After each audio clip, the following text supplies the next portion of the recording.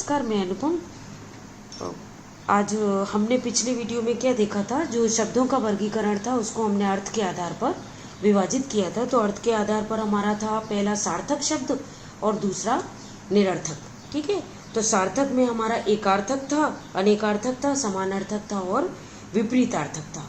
मैंने वहाँ आपको बताया था थोड़ा और इसके समानार्थी और विपरीतार्थी शब्द में हम थोड़ा देख लेते हैं। ठीक है, विपरीतार्थी तो आप समानार्थी आपको पता है कि भाई समान अर्थ प्रकट करने वाले शब्द। और जैसे कि मैंने बोला मोर है ना, तो मोर को हम मयूर भी बोल सकते हैं, सारंग भी बोल सकते हैं। फूल है, फूल को हम कुसुम बोल सकते हैं, सुमन बोल सकते हैं, पुष्प बोल सकते हैं। ठीक है, तो ये सब यानी एक ही अर्थ देते हैं। वो दो से अधिक जो शब्द होते हैं है ना, एक ही अर्थ देते हैं, लेकिन दो से अधिक वो शब्द होते हैं तो वो क्या कहलाते हैं, पर्यायवाची शब्द कहलाते हैं। और कहीं कहीं ऐसा होता है कि जो पर्यायवाची शब्द जो होते हैं उनके अर्थ आपस में मिलते हैं, लेकिन थोड़ी सी उसमें सूक्ष्म अंतर हमको दिखाई देता है। जैसे उदाहरण के तौर पे मैं आपको बोलती हूँ, जैसे औरत है ना, तो औरत हम किसको कहेंगे, घरेलू जो स्त्री होगी उसको हम औरत बोलेंगे। जबकि हम जो महिला का प्रयोग करेंगे तो वो हम एक सभ्य स्त्री को कहेंगे। ठीक है, उसी तरह से जो पानी का पर्यायवाची शब्द है, जल, नीर, वारी, अम्बुज है ना, इसका प्रयोग करते हैं। लेकिन जब हम गंगा के पानी के लिए प्रयोग करेंगे तो हम उसको पानी नहीं बोलेंगे, गंगा का पानी क्या बोलेंगे, शब्द गंगा का जल। ठीक है, लेकिन यही यदि पानी का प्रयोग यदि हम करना चाहेंगे तो हम गंदे नाली के पानी को हम जल नहीं बोलेंगे, है ना, कि नाली में जल जा रहा है या नाली का जल गंदा है ना। तो आया सूक्ष्म सा अंतर, यानी कि प्रयोग करते समय हमें कुछ इन बातों का ध्यान रखना पड़ता है। ठीक है, और तीसरी बात यह है कि जो पर्यायवाची जो शब्द हैं तो अर्थ तो एक ही प्रकट करते हैं, लेकिन हम जो दैनिक जीवन में कहीं कहीं पर उन शब्दों का प्रयोग नहीं करते। वो ज़्यादातर शब्दों का प्रयोग हम किसी कहानी में, यानी लेखक करता है या कवि करता है, या फिर आप कोई प्रवचन दे रहे हैं तो उन अच्छे शब्दों का प्रयोग करते हैं। अब दैनिक में हम आँख बोलेंगे ना, चक्षु नहीं बोलेंगे। ठीक है, उसी तरह से यानी आपको मुझे जो दो तीन बातों का हमें ध्यान रखना है कि इस तरह से पर्यायवाची शब्दों का प्रयोग किया जाता है। ठीक है, अभी जैसे आपको नींद आ रही है तो हम बोलेंगे कि नींद आ रही थी, मेरी आंखें बंद हो गई। हम ये नहीं बोलेंगे मुझे नींद आ रही थी और मेरे चक्षु बंद हो गए, मेरे नयन बंद हो गए, मेरे नेत्र बंद हो गए। ठीक है, इन शब्दों का प्रयोग किया जाता है, लेकिन किसमें, कोई भी यदि हम भाषण दे रहे हैं या कोई प्रवचन दे रहे हैं या फिर कहानी के लिए हम कहानी में या फिर हमारी कविता में। ठीक है, ओके। और सूक्ष्म जो अंतर हमको दिखाई देता है वो मैंने आपको प्रयोग सहित बताया। ठीक है, अब यहाँ थोड़ा मैं लिखती जाती हूँ। आँख को हम बोलते हैं चक्षु, क्या बोलते हैं, आँख को हम बोलते हैं चक्षु। ठीक है, और दूसरा बोलते हैं नयन और नेत्र। ठीक है, और आदमी को हम बोलते हैं नर, ये पर्यायवाची शब्द है। मनुष्य, ठीक है, और दूसरा हम क्या बोलेंगे, मानव। ओके, अभी हम ऐसा नहीं बोलेंगे कि भाई वो मानव आ रहा है। ठीक है, कोई मनुष्य आ रहा है तो हम बोलेंगे हाँ वो आदमी आ रहा है। ठीक है, इस तरह से हम इन शब्दों का प्रयोग करते हैं, भले ही हमारा अर्थ एक ही होता है। काया को बोलेंगे हम तन, शरीर, ठीक है, और देह भी बोलते हैं, यानी दो से अधिक इसके पर्यायवाची शब्द होते हैं। सोना को बोलते हैं हम स्वर्ण, कंचन, और स्वर्ण, कंचन, हेम। ठीक है, कपड़े को हम बोलेंगे चीर,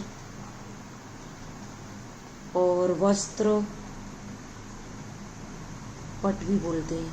ठीक है, तलवार को बोलते हैं हम अस्सी, ये हमको थोड़े याद तो करने पड़ते हैं। खड़ग भी बोलते हैं। ठीक है, और बोलते हैं कृपाण। ठीक है, चंद्रमा को बोलेंगे हम शशि, शशांक भी बोलते हैं और राकेश। ओके, पक्षी, ठीक है, तो पक्षी को हम बोलेंगे खग, विहग, नभचर।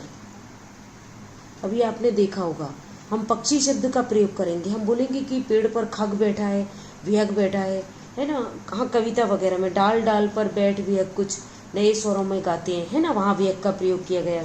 शेर, अब शेर को बोलते हैं हम सिंह, और अपना केसरी और वनराज भी बोलते हैं, वन का राजा कहलाता है। तो भाई को, ठीक है, भाई को हम भ्राता कहते हैं, सहोदर भी कहते हैं, ठीक है, और दूसरा अपना कहते हैं हम सहोदर और बंधु, है ना, भाई बंधु बोलते हैं ना। बहन, ठीक है, तो बहन को, अब यहाँ सहोदर है तो सहोदरा, ठीक है, बहन को सहोदरा। भगिनी भी बोलते हैं, आपने सुना होगा भगिनी, ठीक है, और बांधवी, बंधु है तो ये बांधवी।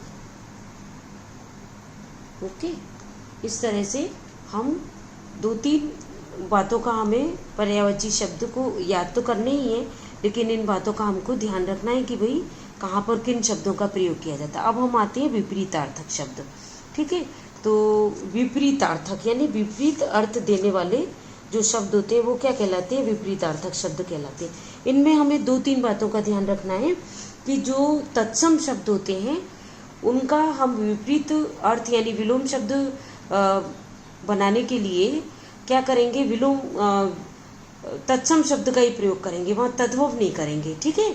तो तद्भव और तत्सम आपको पता है कि भाई संस्कृत के शब्द होंगे तो संस्कृत में ही उसका विपरीत अर्थ होगा, है ना, उसका सरल अर्थ में नहीं हो सकता, यानी कि तद्भव नहीं हो सकता, ठीक है। और दूसरी बात हमको क्या ध्यान रखनी है कि कुछ विलोम शब्द ऐसे होते हैं जो क्या होता है कि उपसर्ग लगाने पर विपरीत अर्थ प्रकट करने लगते हैं, कुछ ऐसे होते हैं कि उपसर्ग अलग लगाने पर, ठीक है, कुछ ऐसे होते हैं जो उपसर्ग लगाने पर विपरीत अर्थ देते हैं, कुछ ऐसे होते हैं जो उपसर्ग हम दूसरा लगा देते हैं, ठीक है, तो विपरीत अर्थ देने लगते हैं। अब अर्थ का हमारा हुआ अनर्थ, ठीक है, दूसरा हुआ हित है तो हमने अ लगा दिया तो अहित हो गया, बराबर। फिर तीसरा क्या है, सुगम, इसमें भी हमने उपसर्ग लगा दिया तो दुर्गम हो गया, ठीक है। अपमान का सम्मान, ठीक है, उत्थान का पतन, और शुद्ध का हमने उपसर्ग लगा लिया तो अशुद्ध, ठीक है। और दूसरा क्या है अपना यश, तो यहाँ पर भी हमने अप लगा दिया तो अपयश, ठीक है, यश का अपना हो गया अपयश। अब दूसरा क्या है हमारा आस्तिक, है ना, आस्तिक का तो आपको पता होना चाहिए कि आस्तिक को हम क्या कहते हैं, तो इसमें हमने दूसरा उपसर्ग लगा दिया तो नास्तिक, ठीक है। और उत्कृष्ट का हमने दूसरा उपसर्ग लगा दिया तो निकृष्ट हो गया, ओके। इस तरह से यानी कि या तो उपसर्ग बदलने पर या उपसर्ग लगाने पर ये विपरीत अर्थ प्रकट करते हैं, तो इसको कहते हैं हम विपरीतार्थक शब्द। और दूसरा नियम इसका क्या है कि यदि तत्सम शब्द है तो हमें तत्सम शब्द का ही हमें विपरीत अर्थ देना पड़ेगा। जैसे मैंने बोला ठंडा तो ठंडा का गर्म आएगा, यदि मैंने बोला कि उष्ण है ना तो शीतल आएगा, ठीक है। उष्ण यानी गर्म होता है तो उष्ण का हम ये नहीं कहेंगे ठंडा, है ना, उष्ण का हम इसका विपरीत अर्थ क्या रखेंगे, शीतल ही रखेंगे। यानी तत्सम शब्द है तो हम तत्सम में ही उसका विरोधी शब्द प्रकट करेंगे, ओके। अब हम आगे देखते हैं, यहाँ मैंने आपको दिया है ये अपना क्या बोलते हैं, अनेक शब्दों के लिए एक शब्द, ठीक है। अनेक शब्दों के लिए एक शब्द, इसमें भी थोड़ा हम समझ लेते हैं अनेक शब्दों के लिए एक शब्द का प्रयोग हम क्यों करते हैं भाषा में, ठीक है। अब जैसे एक मैं उदाहरण देके आपको एक पैराग्राफ बोलती हूँ, एक किसी भी बच्चे के बारे में यदि हम बोल रहे हैं, जैसे मैंने बोला एक मित्र, मेरा एक मित्र है, उसका नाम पवित्र है, ठीक है। वो बहुत मीठा बोलता है और अच्छे आचरण वाला है, काम में वो जी नहीं चुराता काम से, ठीक है। वो ऐसा मित्र है कि जिस पर हम क्या कर सकते हैं, विश्वास कर सकते हैं, यानी जिस पर हमें विश्वास हम कर सकते हैं या किया जा सकता है, और भगवान करे उसको लंबी आयु दे, ठीक है। तो ये शब्दों का मैंने ये पूरे सेंटेंस मैंने आपको बोले, ठीक है। अब मैं पूरे सेंटेंस ना बोलकर मैं क्या बोलूँ कि मेरा मित्र है जिसका नाम क्या है, पवित्र है ना। फिर वो मीठा बोलता है के लिए मैं बोलूँ कि वह मृदुभाषी है, आचरण अच्छा है तो मैं बोलूँ सदाचारी है, काम से जी नहीं चुराता तो मैं बोलूँ कि नहीं भाई वो कामचोर भी नहीं है, ठीक है। विश्वास किया जा सकता है यानी वह विश्वसनीय है, ठीक है। भगवान उसे अब उसको लंबी आयु दे तो मैं बोलूँ कि वह चिरायु हो, ठीक है। तो इस तरह से हम क्या कर सकते हैं कि जो हमारा वाक्य उसको हम संक्षिप्त रूप दे सकते हैं, तो इससे क्या है, हमारी भाषा सुगठित होती है और सुंदर बनती है, ठीक है। और कथन भी हमारा एक प्रभावशाली हमारा एक कथन हो जाता है। भाषा का वही तो महत्व है कि हमारा जो भाषा है वो एक प्रभावशाली होनी चाहिए, ठीक है। तो भाषा को ये प्रभावशाली भी बनाता है और दूसरे सुगठित भी लगता है और एक संक्षिप्त भी लगता है, यदि हम कोई किसी की के बारे में यदि बात करते हैं तो, ठीक है। इसलिए इनका हम प्रयोग करते हैं भाषा में अपने। अनेक शब्दों के लिए एक शब्द यानी वाक्यांश के लिए एक शब्द। वाक्यांश यानी कि वाक्य का अंश, पूरी तरह से ये वाक्य नहीं है, ठीक है। अब मैं यहाँ लिख देती हूँ आपको, जो मधुर बोलता है, तो आपको पता है मधुर बोलने को वाले को क्या कहेंगे हम, मृदुभाषी, ठीक है। फिर दूसरा अपना आया सप्ताह में एक बार, तो आपको पता है हम बोलते हैं साप्ताहिक, ठीक है। दूसरा है दिन में एक बार, तो क्या कहेंगे, दैनिक, ठीक है। दूसरा है 15 दिन में एक बार, तो उसको हम कहते हैं पाक्षिक, ठीक है। अब महीने में एक बार तो मासिक। अब मैं ये नहीं बोलूँगी कि महीने के महीने मुझे वेतन मिलता है, ठीक है, मैं या फिर महीने का वेतन मेरा इतना है, मैं बोलूँगी मासिक वेतन, ओके। किए गए उपकार को मानने वाला होता है कृतज्ञ, ठीक है। यह बारीक सा अंतर है। और ना मानने वाले को हम कहते हैं कृतज्ञ, ठीक है। शरण में आया हुआ यानी शरणागत, ओके। फिर दूसरा भाषण देने वाला, तो आपको पता है वक्ता, है ना। और सुनता है तो वो श्रोता, और जो कभी बूढ़ा ना हो तो अजर, आपने सुना होगा अजर, अमर, है ना। इन शब्दों को आपने सुना होगा, ओके। मैं यहाँ तक ले आती हूँ।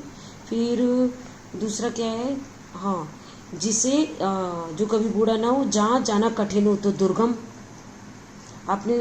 हम कहते हैं ना दुर्गम स्थान है तो दुर्गम। संसद का सदस्य तो सांसद,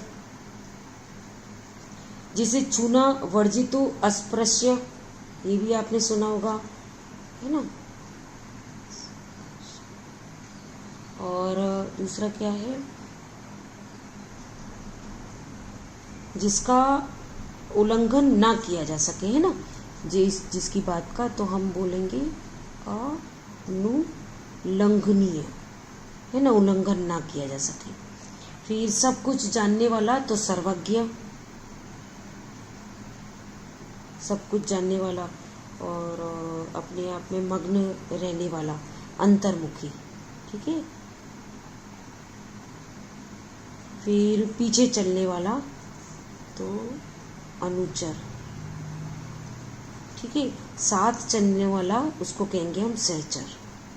सह माने साथ, है ना, अनु माने किसी का भी अनुसरण करने वाला।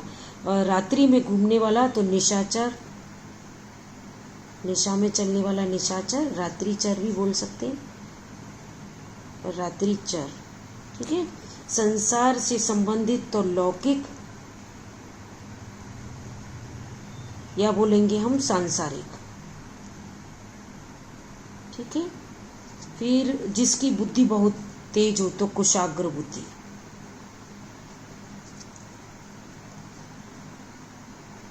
ठीक है। किसी देश के अंदर के जो मामले होते हैं उसको बोलते हैं हम अंतर्देशीय, अंतर्देशीय, ठीक है। खाने के बाद बची हुई जो जूठन रहती है उसको बोलते हैं हम उच्छिष्ट, उच्छिष्ट, स उट्ट, अरे आपको नहीं दिख रहा, हाँ उच्छिष्ट, ठीक है, उसको बोलते हैं हम उच्छिष्ट। ओके, यानी ये हमारे क्या हो गए, पर्यायवाची शब्द हो गए। अरे पर्यायवाची शब्द नहीं, वाक्यांशों के लिए एक शब्द यहाँ पर दिए गए हैं। मैंने आपको बताया कि भाई इनका प्रयोग क्यों किया जाता है, वाक्य को सुगठित, सुंदर, है ना, और एक प्रभावशाली बनाने के लिए हम इन शब्दों का प्रयोग करते हैं। जैसे किसी का वर्णन आपको करना है तो हम क्या करें कि पूरा विस्तृत ना बोलकर हम क्या करें, उसको संक्षिप्त में बोल सकते हैं, तो जिससे हमारी जो भाषा है वो एक सुंदर बनती है और उसका गठन यानी सुगठित बनती है और एक प्रभावशाली रूप ले लेती है। तो आज हमने क्या सीखा इसमें, अपने क्या बोलते हैं, विलोम शब्द और क्या समानार्थी शब्द यानी पर्यायवाची शब्द, विलोम शब्द और अन्य अनेक शब्दों के लिए एक शब्द यानी कि वाक्यांशों के लिए एक शब्द, ये आज हमने सीखे। अगली उसमें हम समभिन्नार्थक शब्दों के बारे में सीखेंगे। ओके, तब तक के लिए नमस्कार। यदि आपको मेरी जानकारी पसंद आए तो लाइक शेयर ज़रूर करिएगा और मेरे चैनल को सब्सक्राइब करिए। तब तक के लिए धन्यवाद।